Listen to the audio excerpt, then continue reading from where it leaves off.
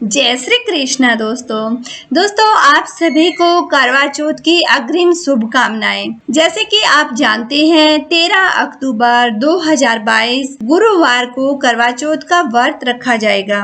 दोस्तों करवा चौथ का ये व्रत सबसे सही और सरल विधि से किस तरह से आपको रखना चाहिए ताकि आपको इस व्रत का पूरा फल मिल सके, इस वीडियो में वही जानकारी हम आपके साथ शेयर करने जा रहे हैं। दोस्तों जो विधि हम आपको आज बताने जा रहे हैं करवा चौथ के व्रत और पूजन की उत्तम विधि है। इस प्रकार से अगर आप व्रत करेंगे तो आपको व्रत का 100 गुना फल मिलेगा। तो दोस्तों आपको क्या करना है, देखिए सूर्योदय से पहले आपको उठ करके स्नान कर लेना है। स्नान करने के बाद आपको व्रत को रखने का संकल्प लेना है और संकल्प करने के लिए आपको कौन सा मंत्र बोलना है वो हम आपको बता रहे हैं। मम सुख सौभाग्य पुत्र पौत्र आदि सुस्थिर श्री प्राप्ति कृक चतुर्थी व्रतम अहम कृष्ये। इस मंत्र को आपको बोलना है। अगर संस्कृत में आप नहीं बोल सकते हैं तो हिंदी में भी आप भगवान के सामने या अपनी किसी भी भाषा में भगवान के सामने संकल्प कर लीजिएगा। संकल्प में आपको बस यही बोलना है कि मैं अपने सुख सौभाग्य को बढ़ाने के लिए पुत्र पौत्र आदि और लक्ष्मी की स्थिर रूप में प्राप्ति के लिए कृक चतुर्थी के यानी करवा चौथ के इस व्रत को करूंगी या फिर करूंगा। पति पत्नी दोनों भी इस व्रत को रख सकते हैं। तो दोस्तों इस तरह से संकल्प आपको लेना है और व्रत को किस तरह से आप करेंगे, मतलब आपको निर्जल व्रत रखना है या फलाहारी व्रत रखना है वो भी आप साथ ही बोल दीजिएगा। अगर आप पूर्णतः स्वस्थ हैं तो आप निर्जल व्रत रखिएगा और अगर आप प्रेग्नेंट लेडी हैं या फिर आप बड़ी उम्र की महिला हैं तो आपको फलाहारी वाला व्रत रखना चाहिए। उसके बाद दोस्तों मिठाई, फल, सेवैया या पूड़ी की सर्गी ग्रहण करके आप अपने व्रत को शुरू कीजिएगा।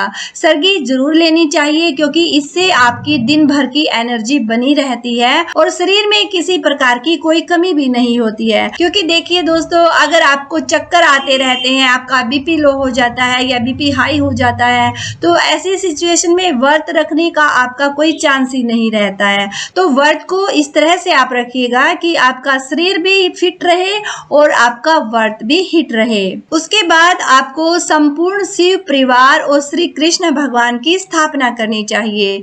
गणेश जी को पीले फूलों की माला, लड्डू और केले का आपको भोग लगवाना चाहिए। भगवान शिव और पार्वती को बेलपत्र और माता रानी को श्रृंगार की वस्तुएं आपको अर्पित करनी चाहिए। श्री कृष्ण भगवान को माखन, मिश्री और पेड़े का आपको भोग लगवाना है। फिर उसके बाद आपको भगवान के सामने मोगरा या चंदन की अगरबत्ती और घी का दीपक जलाना है। मिट्टी के करवे पर आप रोली से स्वास्तिक बना लीजिएगा क्योंकि करवा का व्रत है तो मिट्टी का करवा तो आप लोगों ने ले ही लिया होगा।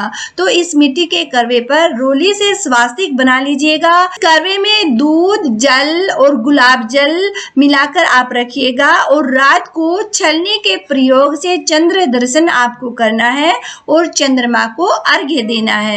और दोस्तों इस दिन महिलाओं को 16 श्रृंगार जरूर से जरूर करना चाहिए क्योंकि 16 श्रृंगार से आपके पति का जीवन भी संबंधित होता है और आपका सौंदर्य भी बढ़ता है।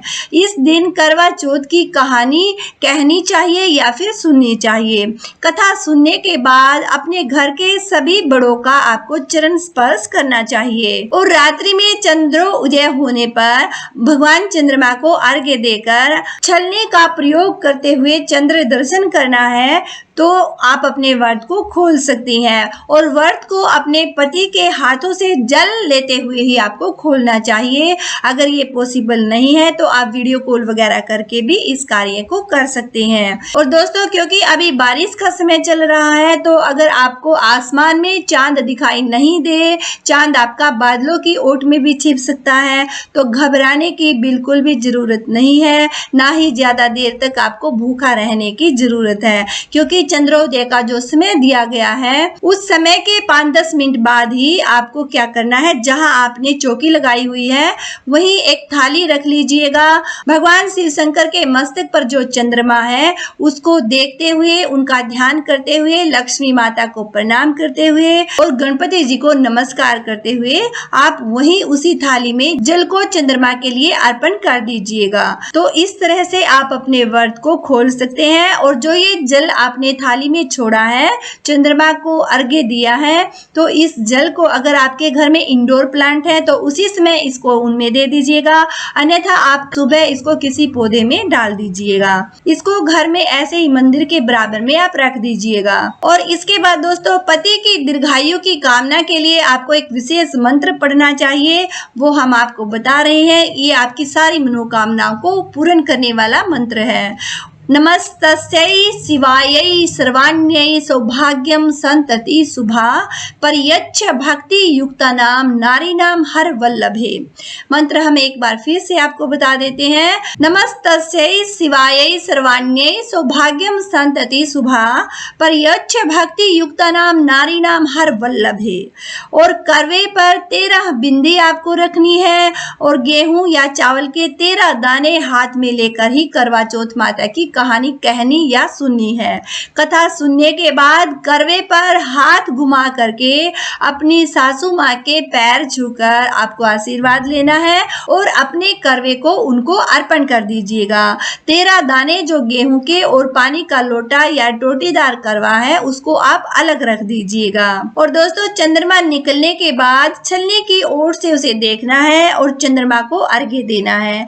इसके बाद पति से आपको आशीर्वाद लेना है और उन्हीं के हाथों से जल लेते हुए अपने व्रत को खोलना है। उसके बाद अपने पति को भोजन कराइए और स्वयं भी भोजन कीजिए। और पूजन के बाद आस पड़ोस की महिलाओं को करवा चौथ की बधाई दे करके अपने इस व्रत को आप संपूर्ण कीजिएगा। इस महापर्व को आप खुशी से संपन्न कीजिएगा, जिससे बहुत ही सरल विधि से और संपूर्ण फल प्राप्ति के साथ आप अपने करवा चौथ के व्रत को रख सकते हैं।